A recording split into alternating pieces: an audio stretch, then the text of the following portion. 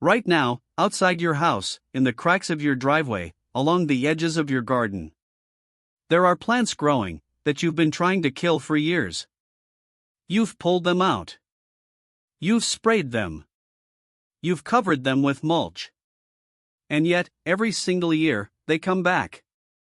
Now here's the part most people never stop to question. What if those plants are actually more valuable than the ones you're carefully growing? Every year, Americans alone spend over $35 billion on lawn care. Fertilizers. Herbicides. Constant upkeep. But what if all that effort is actually destroying something incredibly useful? Because before modern lawn culture existed, these plants weren't called weeds. They were food. They were medicine. They were intentionally grown, harvested, and valued. Then somewhere along the way, that knowledge disappeared. And what replaced it? A system that tells you to buy seeds, prepare soil, add chemicals, and constantly manage something that naturally struggles to survive. Meanwhile, the plants you're removing? They thrive without help. They grow in heat. They survive cold. They come back stronger every season. And here's the real shock. Many of these plants contain more nutrients per gram than the expensive superfoods you're buying at the store. In this video, we're going to break down 6 of the most common plants that are probably already growing around you right now. And why, instead of destroying them, you might want to start paying attention. Because once you see what they actually offer, you won't look at your lawn the same way again. Let's start with the most recognizable one of all. Dandelion. Bright yellow flower. Jagged leaves. That white puffball that kids love to blow into the wind. You already know exactly what it looks like. But what you probably don't know is that this weed beats most vegetables on a nutritional level. Just 100 grams of dandelion greens gives you 535% of your daily vitamin K, 58% of your vitamin A, and more calcium than a glass of milk. Compare that to spinach, which needs good soil, regular watering, and protection from heat, and dandelion does all of this without a single drop of irrigation. Every part of the plant is usable too. The leaves eaten raw or cooked. The roots dried, roasted, used as a coffee alternative for centuries. The flowers used in teas and traditional remedies across Europe and Asia. And yet today? It's the most commonly sprayed plant in suburban neighborhoods. Now dandelion covers your vitamins. But the next plant fills a gap that even most health-conscious people are missing. Omega-3 fatty acids. Purslane. Low to the ground. Small, thick leaves. Almost like a succulent. Most people step over it without noticing. But here's what makes it remarkable. Purslane contains more omega-3s than any other leafy plant on Earth, a fact confirmed by researchers at the University of Athens. The same healthy fats people spend money on through fish oil capsules, growing freely in their driveway.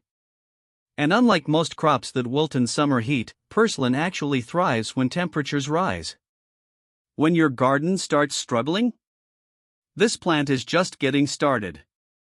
Most people don't expect wild plants to offer protein.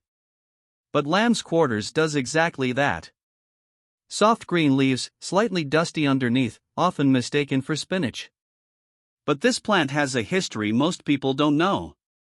Indigenous cultures across North America didn't just tolerate it, they cultivated it deliberately.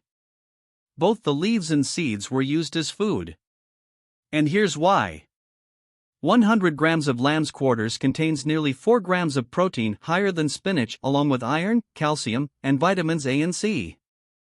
The seeds behave like quinoa. Same plant family. Same versatility. So while people spend money on specialty grains, this plant is producing something comparable, a few feet away, asking for nothing. Now here's where things get critical.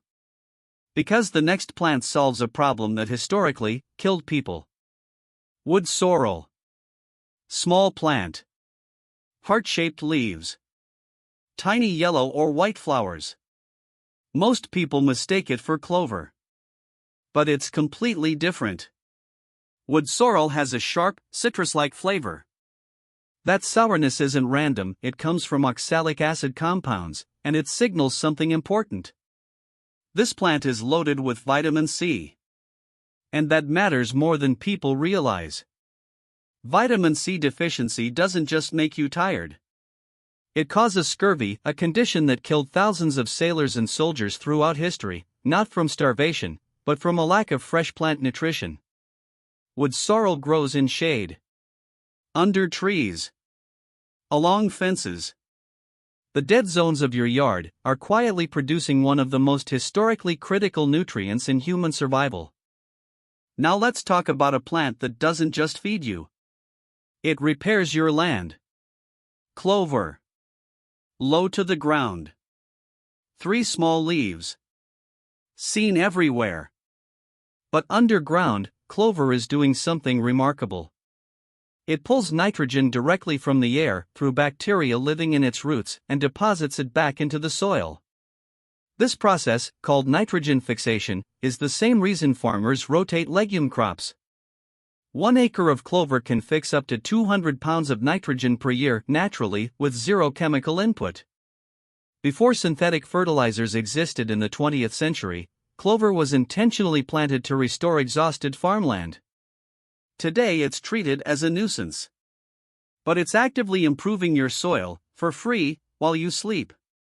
And finally, the last plant might be the most strategically important of all. Chickweed. Small leaves. Delicate white flowers.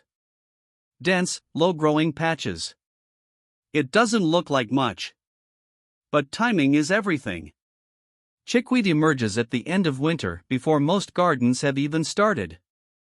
Before spring vegetables are ready.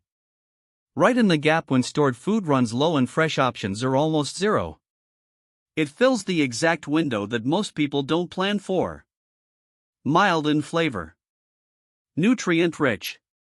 And once it establishes itself, it returns every year without replanting. Now step back. 6 plants. Together, they provide vitamins K, A, and C from dandelion and wood sorrel, omega-3 fatty acids from purslane, protein and iron from lamb's quarters, natural soil fertility from clover, early season food security from chickweed. A complete, overlapping system. Built without your help. Surviving without your input. Offering more than most people ever realize. And here's the uncomfortable truth. We didn't create this system. We inherited it. For thousands of years, people didn't fight these plants, they worked alongside them. That knowledge wasn't lost by accident. It was replaced by an industry that profits every time you buy a product to destroy what's already growing. So the real question isn't whether these plants are valuable. The evidence is clear. The real question is, what are you going to do differently, starting today?